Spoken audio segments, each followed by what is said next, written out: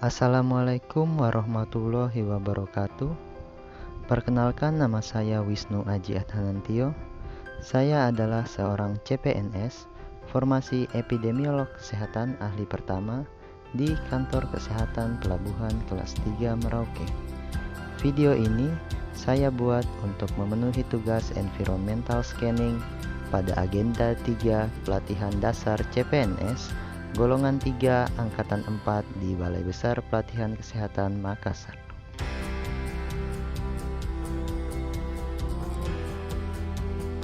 Kantor Kesehatan Pelabuhan yang selanjutnya disebut KKP adalah unit pelaksana teknis di bawah Direktorat Jenderal Pencegahan dan Pengendalian Penyakit Kementerian Kesehatan.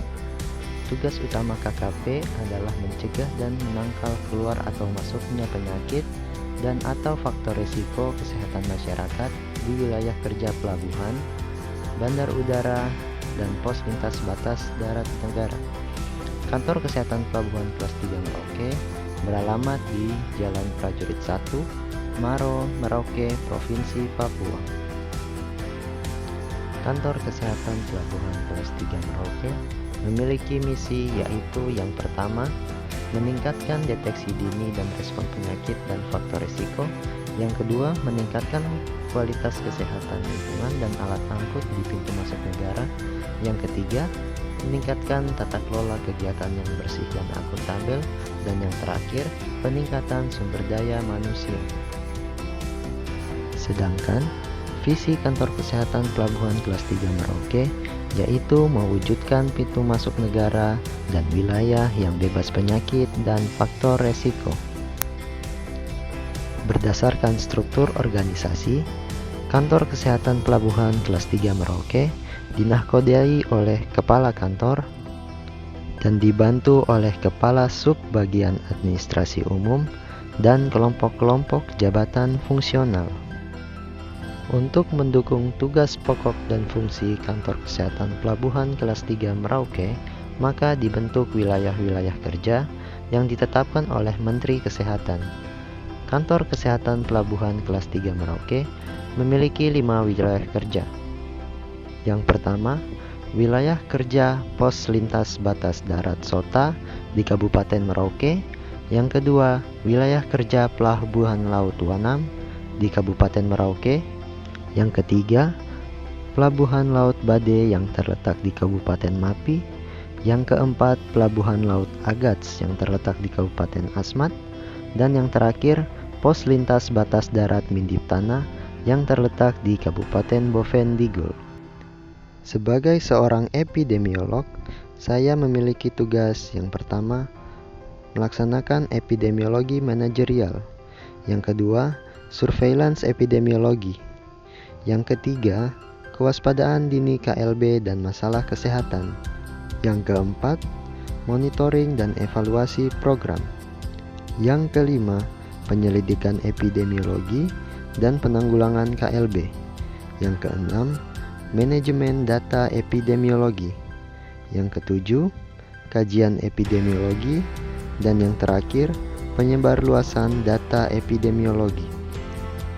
Untuk standar layanan yang dicapai, yaitu yang pertama, tercapainya jumlah pemeriksaan orang, alat angkut, barang, dan lingkungan sesuai standar kekarantinaan. Yang kedua, dikendalikannya faktor risiko penyakit di pintu masuk negara pada orang, alat angkut, barang, dan lingkungan. Yang ketiga, tercapainya indeks pengendalian faktor risiko di pintu masuk negara. Dan yang terakhir, meningkatkan dukungan manajemen dan pelaksanaan tugas teknis lainnya pada program pencegahan dan pengendalian penyakit. Wujud implementasi Smart ASN yang dapat saya terapkan di instansi.